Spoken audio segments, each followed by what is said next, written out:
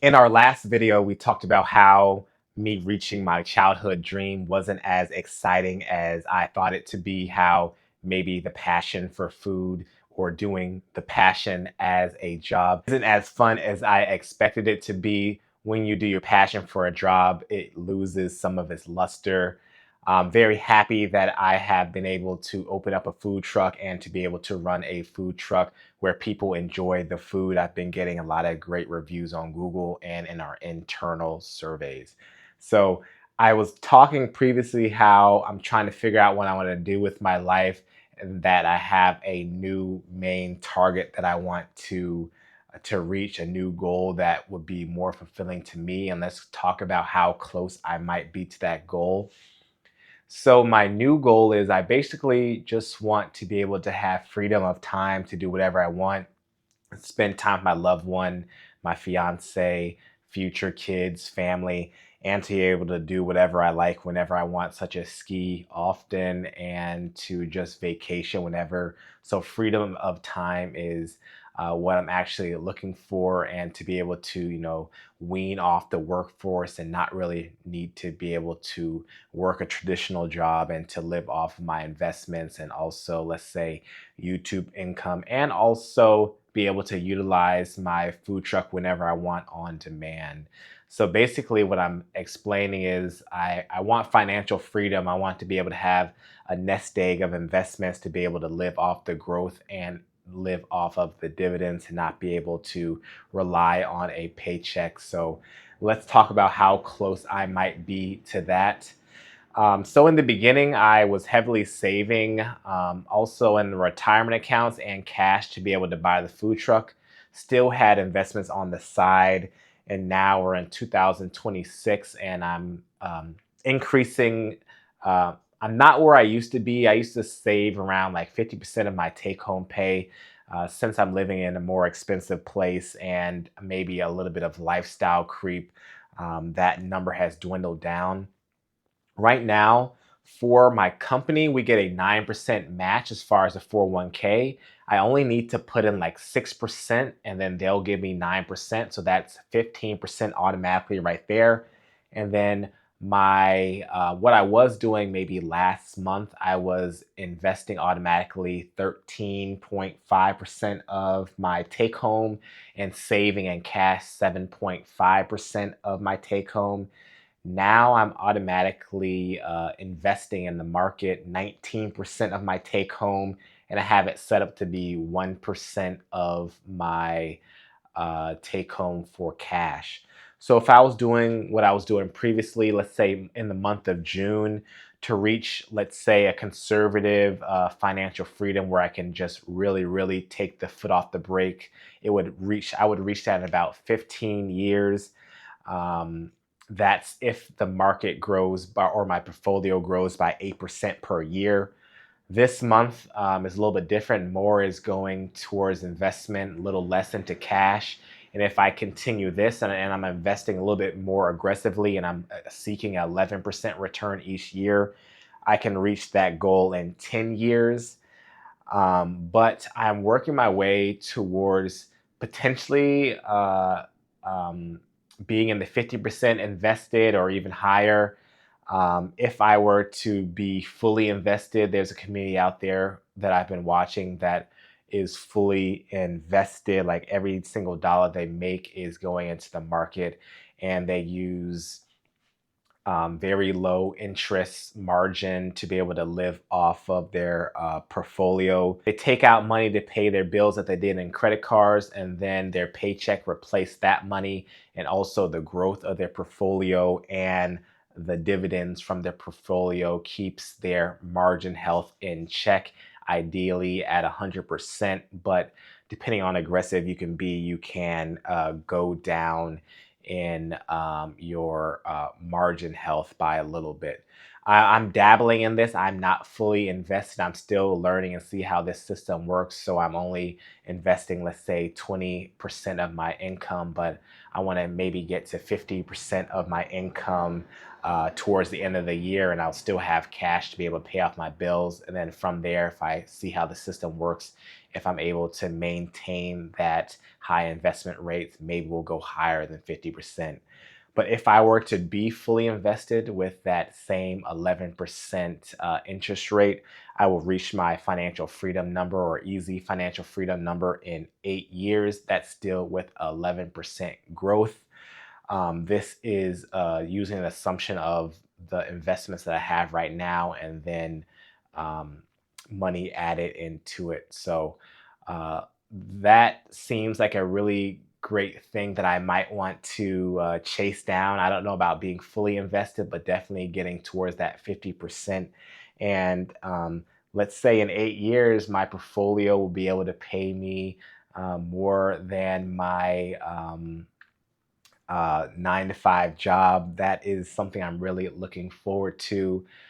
With this conservative number, it's basically $1 million is what I'm speaking of. And if I draw 4% of that, that's $40,000 a year. I'm not too sure what my lifestyle number is going to be as far as monthly expenses. Once I reach this number, I do have a partner and she has investments as well. So, of course, we'll have her income because she's probably going to still work. And then we have her investments. So, this is a very conservative financial freedom number. My full fire number is definitely higher. It could be even double this number, double than a million, probably maybe even triple, like 3 million. But if I have this foundation, by time I'm fully retirement age, that number should be met with the compounding effect of this. Let's say if I make it to $1 million in 8, 10, or 15 years. We are still trying to figure out when I'm going to hit it, but the time duration to reach this number seems really close.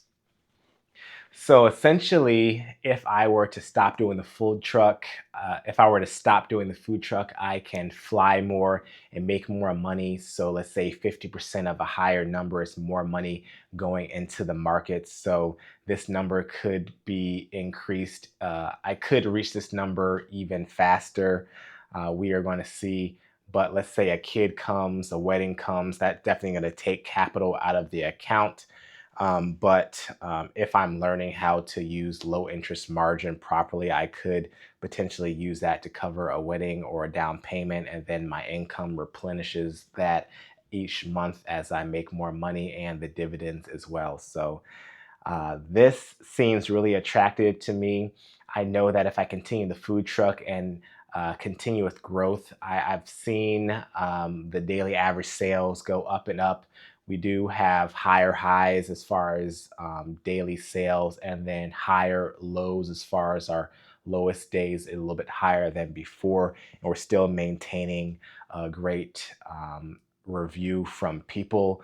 So I know if I go harder into the food truck, the income would be exponentially, potentially more than my 9 to 5 job if I stay consistent and to do a little bit more as far as going to people rather than waiting for people to come to me since I'm stationary, and expanding into, let's say, more hours throughout the day, maybe serving at the after bar crowd and for a longer period of time during the day. I know there's a lot of things I can do to increase that revenue.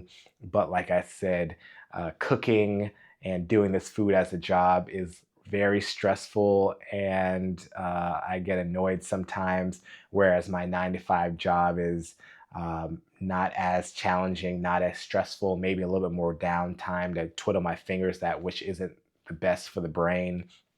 But I think if I can just put as much into the market as possible, my goal of freedom of time will be reached sooner. And stay tuned for the updates because I will creep up my investment number of to 50% of my take home.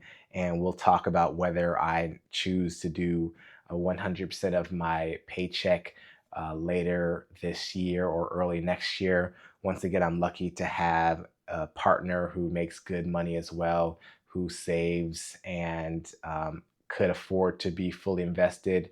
But I know using margin is very scary to some, but I'm slowly learning how to do it. So my investment strategy is still majority ETFs, exchange traded funds, S&P 500, total market, international market. My portfolio is probably, I did the calculations, like 78% safe, stable ETFs, and maybe the rest are some individual funds or individual stocks that I'm looking at. I've been following Dividendology, who is into undervalued dividend growth stocks. So um, companies that are at a low valuation, but they also continue to grow their net cash flow. They're they're growing their free cash flow each year, which in turn they could increase their dividend each year. And there are a lot of companies that do increase their dividends each year. So later down the line, your dividends could be double, quadruple than when you started. And also, there are some new companies that I'm investing in that I'm looking into, like Joby Aviation, Aptera, something that's trying to change the transportation space, aeronautics, and there's some other new companies in the finance space that I'm investing in as well, and health space, but it's a very small fraction as well. But I am mostly S&P 500 and also Nasdaq, and that is better if you're using margin for sure. I am doing some options as well. I've been doing it for like 2 years or so, and I've been getting consistent cash flow, but that is still a negligible part of my portfolio, and most of my portfolio is in the S&P 500. So that is a quick go around on maybe how close I am to reaching my um, new goal of financial freedom. I've had this goal for a long time, but maybe just being seriously into it and just using my 9 to 5 job to get there rather than to be an entrepreneur. I will always continue to make YouTube videos that makes a little bit of money as well, and I'm fully investing that income as well. And I might get back into selling on eBay some more, but the 9 to 5 might be my main thing where I'm putting more time into it and getting an increased income. So stay tuned for that journey. I'm not sure how many more of these videos of me talking I'll make. I want to see how this one does, and maybe I'll have more things to talk about later on. But comment below what your dream is when you first started being in the workforce, and maybe now what your dream is. I'll always respond to your comments. Like, comment, subscribe. Peace out, folks.